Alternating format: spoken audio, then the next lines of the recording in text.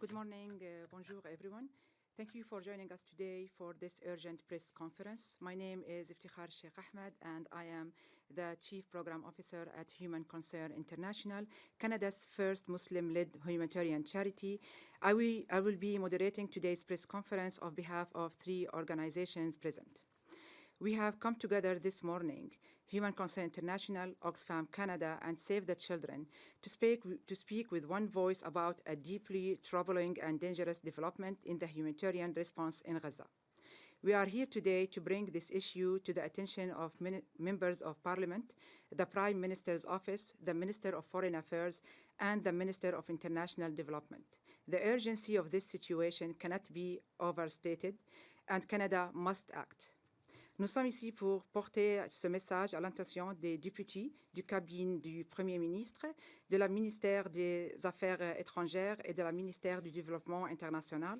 L'urgence est réelle et le Canada doit agir. We thank you for your presence and attention this morning. Let me now walk you through the format and introduce our speakers.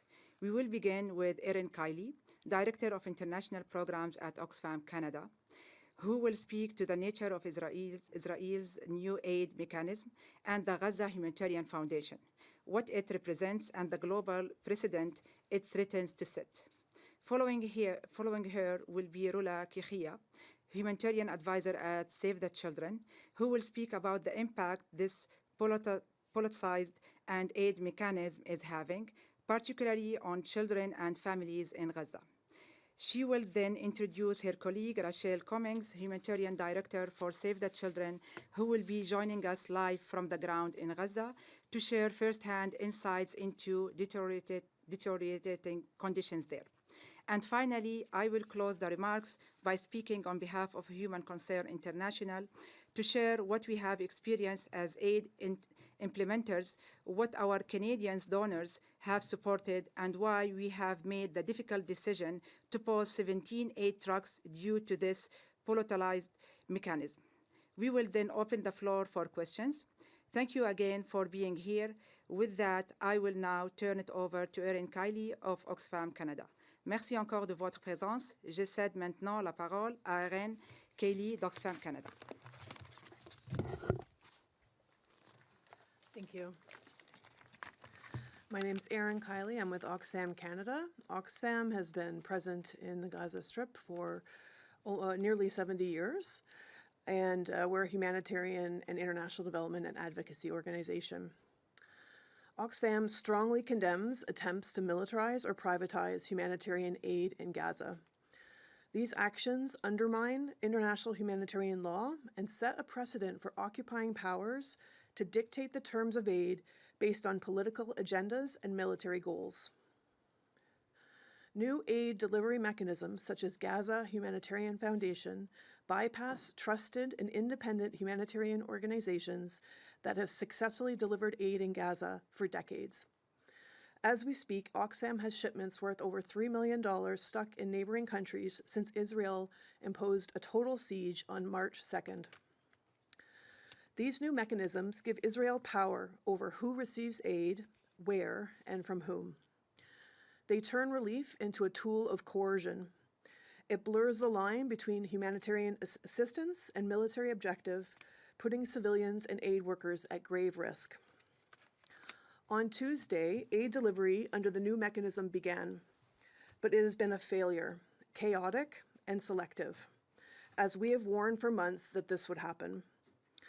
Entire populations have been displaced from northern and central Gaza and told to relocate south in exchange for access to food. Aid must not be used as a weapon of war as it's being done now. Political control or a means for profit are also not reasons to provide aid.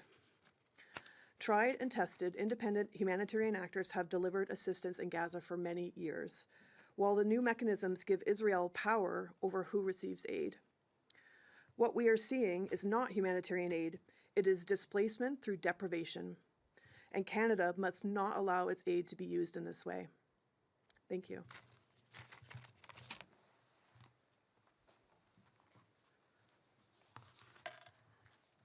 Good morning, everyone, and thank you for being here. My name is Roula, and I work for Save the Children Canada as humanitarian advisor.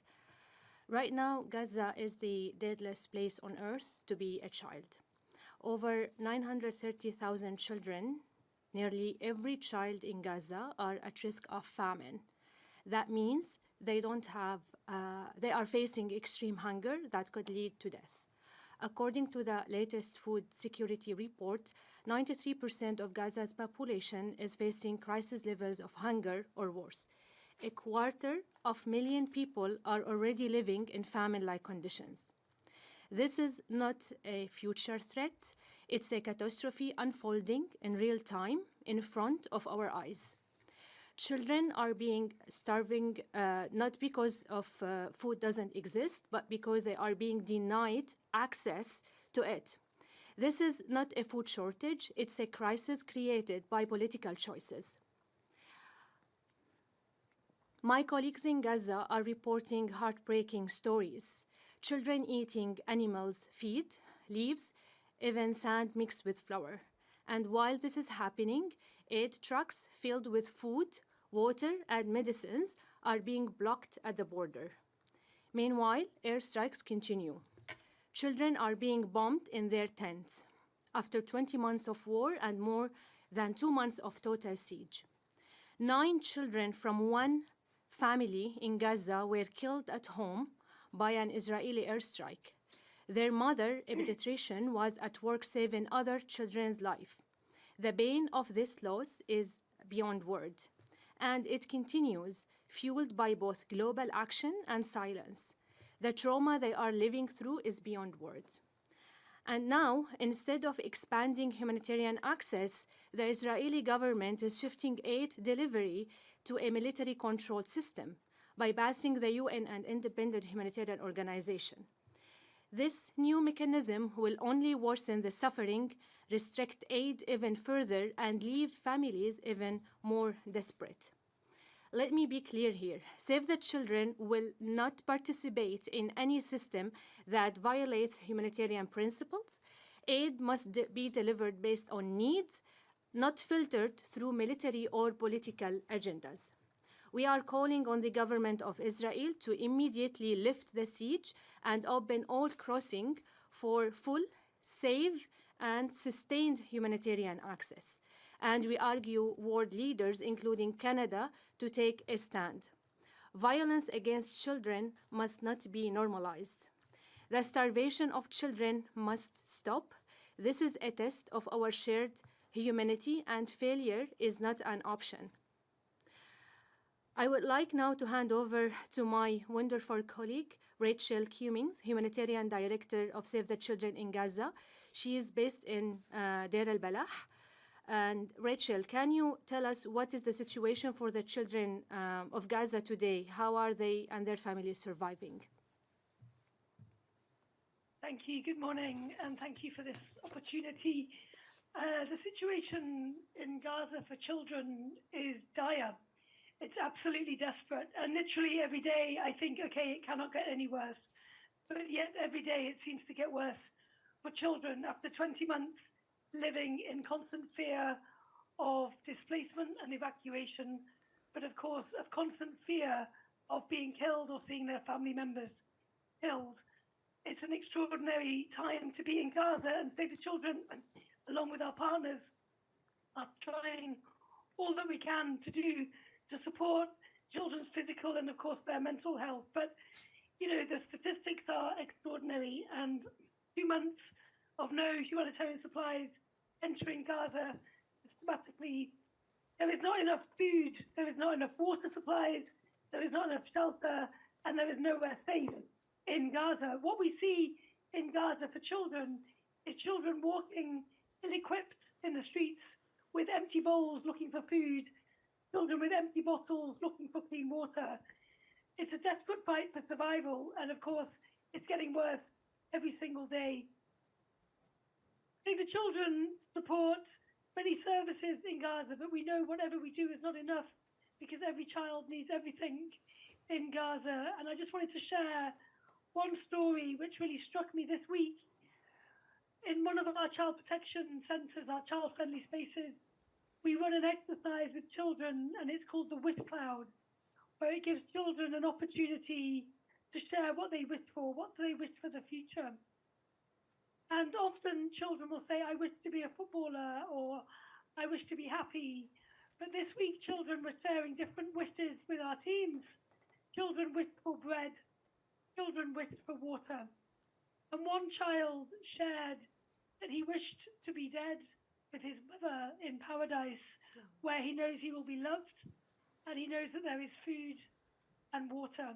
And this is a very, very concerning trend where children are so desperate and their needs are so unmet that they wish to no longer be with us. Thank you.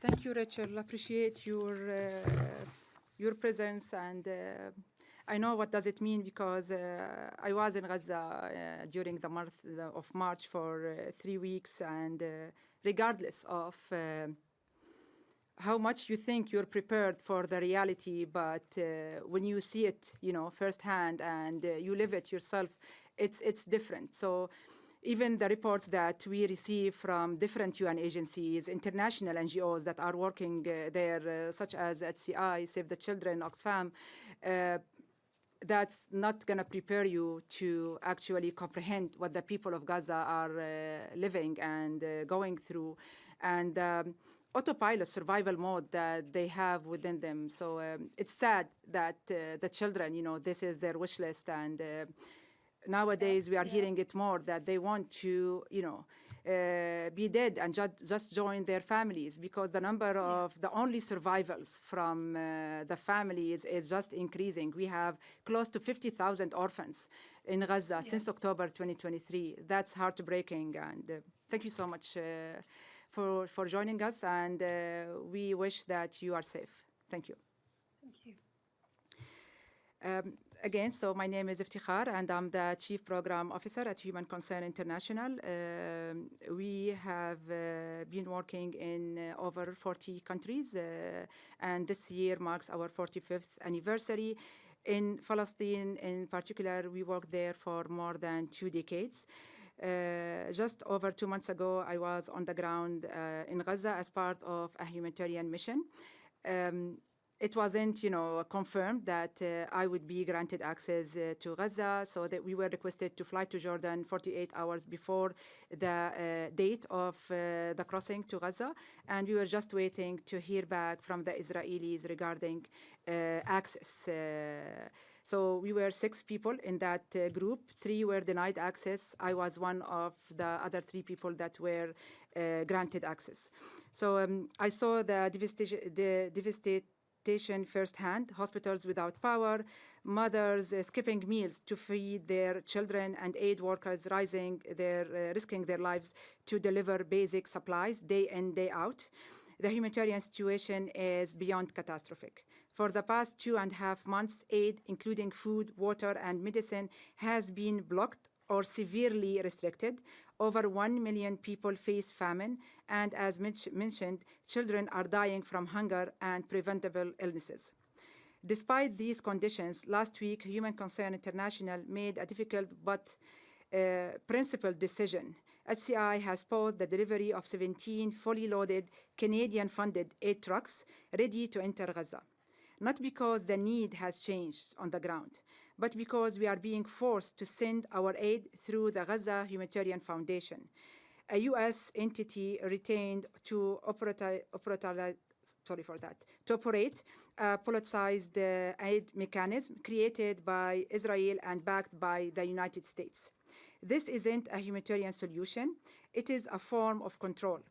On just its 2nd day of operation, chaos broke out at a distribution site in Rafah. Israeli troops fired warning shots at desperate civilians, rushed for food. People were killed and injured. The CEO of GHF has already resigned, just days after its launch. And now Swiss authorities are considering a legal investigation into the foundation. Let us be clear. This mechanism violates the core humanitarian principles of neutrality, independence, and impartiality. Our donors did not give to support forced displacement or selective aid. They gave to help all Palestinians, wherever they are. Weeks ago, Canada joined the UK and France in pledging consequences if Israel continued to block aid. Other countries have followed through, reviewing trade and other sanctions. Canada has not. We are calling on the government of Canada to immediately reject the GHF mechanism, to stand with Canadian NGOs who have worked in Gaza for decades, and to restore aid delivery through impartial, proven, and community-based channels. Thank you. We now welcome questions from the media.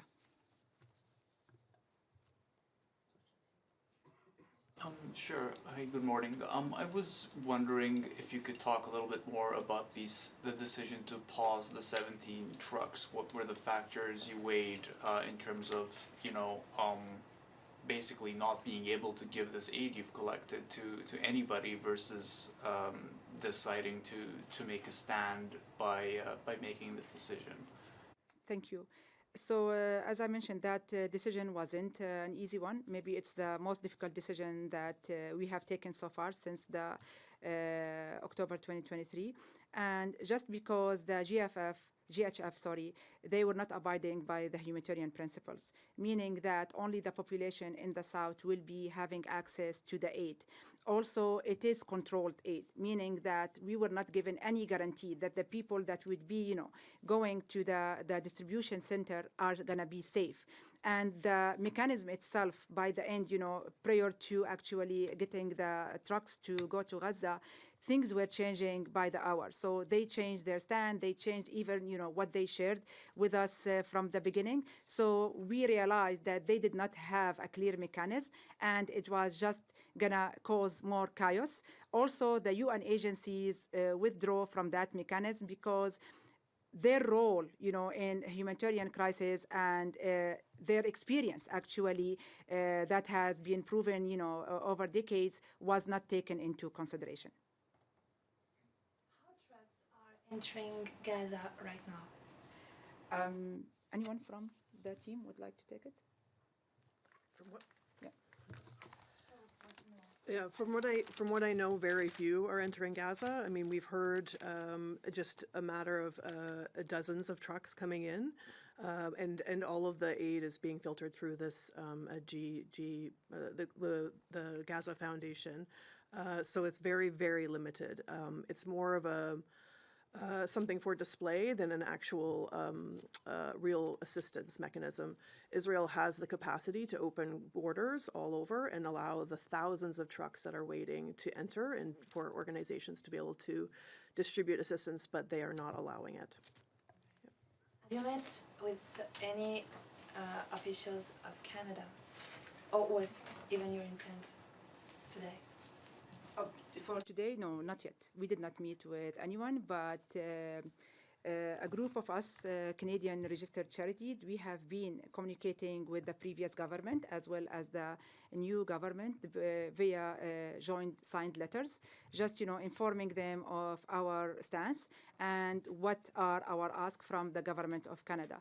And as everyone knows, Canada has a record in upholding the humanitarian principles, but in the case of Gaza, we are not seeing that. So our demand that Canada must act, enough with words, but we need to see action. Yeah, they said that there will be concrete measures along with France and Great Britain. France and Great Britain did something, and Canada did not, right? That's correct. So the UK, if I'm not wrong, their prime minister, they actually started with the arm embargo, with Israel, but Canada just, issued that joint statement, but we did not see the follow-up. And that's what we are demanding Canada to do. Can I ask, what is the kinds of sanctions you want to see, and what difference do you think they will make on the ground in Gaza for your cause, for delivering aid? So mainly for us, what we want to see is opening of the borders, opening of safe humanitarian corridor. And that's, a demand that Canada should force Israel to make. And regarding the sanctions, as we mentioned, it's the arm embargo. And that's not only from Canada, but also through the US that we are part of it. So that's the type of things that we want to see, and also to actually act on the ICG rulings. Precedent does this set if this new food aid system continues for the rest of the world? So I will speak to this. So this sets a precedent that everything that the UN agencies have been doing in the past, like why they were created first of all, is gonna be, dismissed. Because it's going to set a precedent that the aid can be weaponized, and controlled distribution of aid is a normal, new reality. Can I just add Yeah, maybe if you want. to this? Go ahead. Just to add briefly to this, that humanitarian aid should not be based on any political or any specific agendas. Like, people who need assistance or support should not go through any type of screening or biometrics or facial screening, etc. So now people in Gaza are left with impossible choices. They either stay in tents and they get starve, or they have to travel with a high risk of them being bombed or killed, as we witnessed yesterday. I just want to ask if Rachel wants to add anything to this, that you are actually in Gaza. Yeah, thank you. We've seen over the last 2 or 3 days the absolute chaos and extremely dangerous and poorly managed, poorly planned distribution of food. This is not humanitarian aid. This is the distribution of food that is militarized. There was an Israeli line behind the distribution of the food. This is not acknowledging the humanitarian principles. But let's be very, very clear. The UN and its partners in Gaza and the whole humanitarian community, international NGOs, Palestinian NGOs, we've been working throughout this war, delivering humanitarian assistance and alleviating suffering. We know how to do food distributions. We know how to connect with communities to understand how to do this safely and for people to receive aid with dignity. So we just need to be allowed to do our jobs, and the blockade, the massive restrictions that we face, the challenges we have to navigate to be able to deliver services, life-saving assistance, this is what needs to shift, and we have to become aware that this is a tipping point for Gaza. The whole of Gaza is at risk of famine. Right now, not enough food is being allowed into Gaza. This is what needs to change now. Thanks. I'm sorry, I have a very last question. Do you the Palestinian envoy for UN, Mr. Mansour, broke down to tears at the UN reunion yesterday or today, and do you feel that this kind of moment can pressure governments like Canada or even the US, even if it's really different? I watched that, and it's really heartbreaking. I mean, culturally in the Middle East, for men to cry, that takes more than any regular thing that can happen in their lives, and that was very emotional moment for him. And I don't believe that's gonna change the government's opinion, because what should change their opinion is abiding by the international law and humanitarian law. That's what should change their opinions, and for them to rethink what precedent they are actually imposing on the entire world right now. We have questions from journalists who joined online. First, Dylan Robertson, please go ahead. Hi there. Thanks for taking our questions. Could you please tell us a little bit more about the 17 trucks of Canadian aid, where they're located? Are they all from HCI or from partner organizations? Are they sitting at Kerem Shalom? Or is this more like goods in a warehouse that weren't put onto a truck? And what types of things are inside these Canadian aid trucks? So the 17 trucks that I mentioned, they were actually purchased from Jerusalem because that's as per the conversations with Kogat. And they were supposed to head to Karm Shalom, then go to the distribution point in the southern part of Rafah. And the items that were allowed, very limited list of food items, as well as only 3 hygiene items that the population can use. And each food box would suffice a family of 5 for a duration of a week.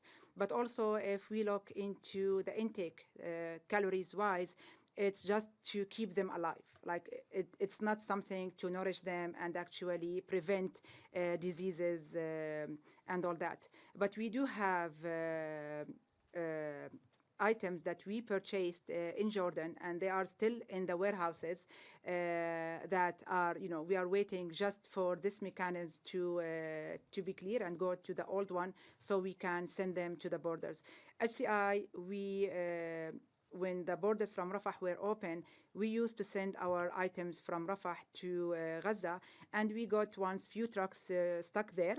Thanks God they were, lit inside. But then we decided that we will not have trucks at the borders until, the clearance is there and we know exactly the mechanism of distribution inside Gaza.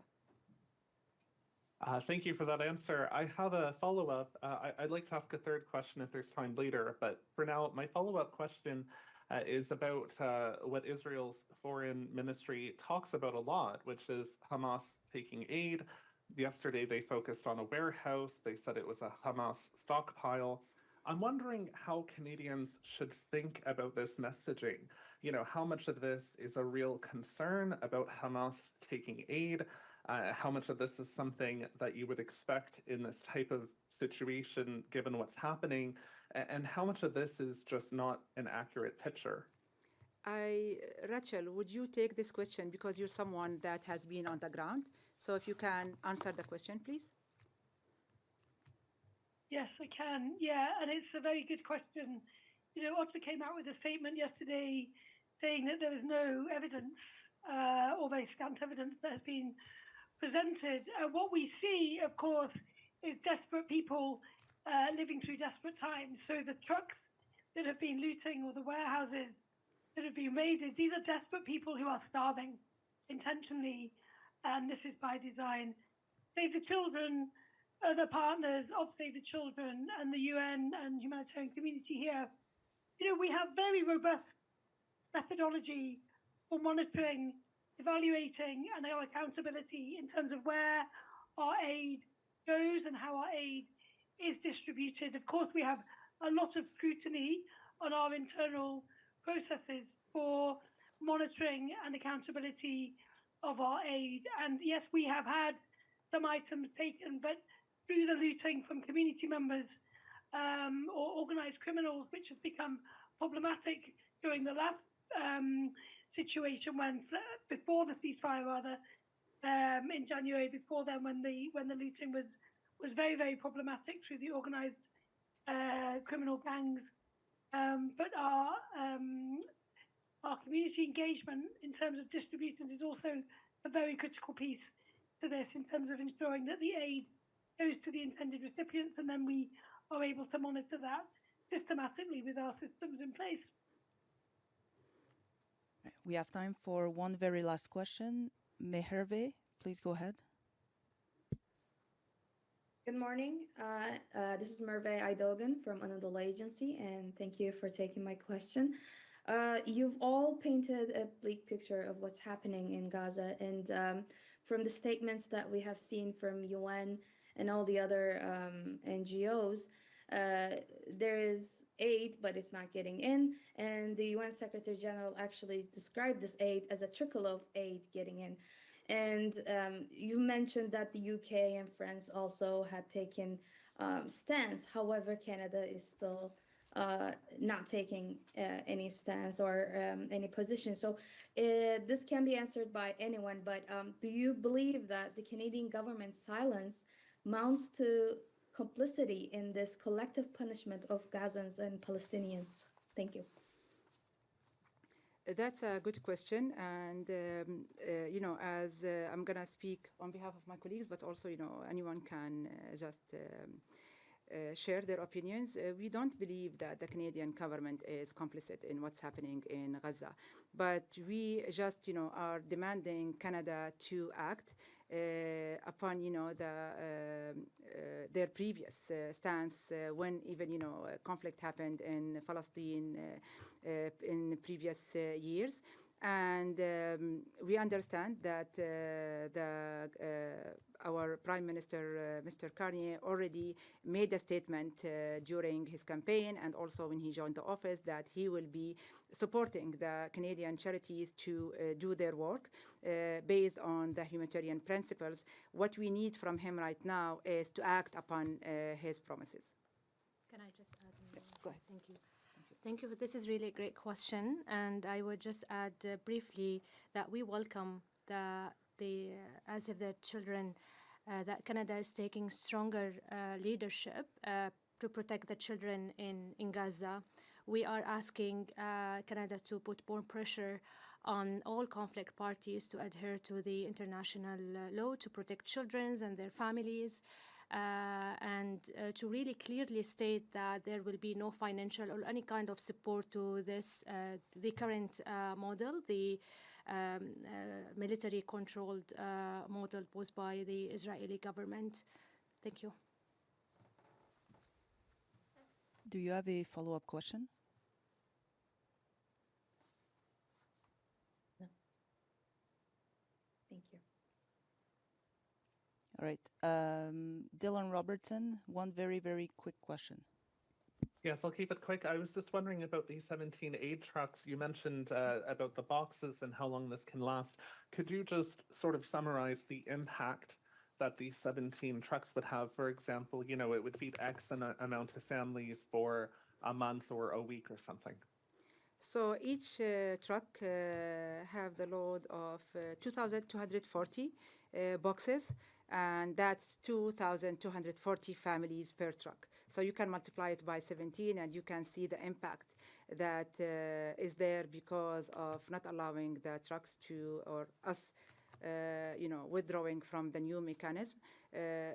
These would definitely save lives, but on the same time, during what happened yesterday at the GHF distribution center and people losing their lives just because they went and they were desperate to get food to their families, it wasn't worth, losing lives over that. Sorry, the box would feed one family for how long? A week. But in the past, the trucks that we sent to Gaza, the box will feed a family for a duration of 3 weeks to 1 month, depending also, because right now with the displacement, the family is no more 5-6 members. You will find, 3 generations living in the same tent, or even neighbors taking care of children that they lost their parents. So it's larger than that. But that's the best estimate. Thank you. This concludes the press conference. Merci, c'est ce qui conclut cette conférence de presse. Thank you, everyone. Merci.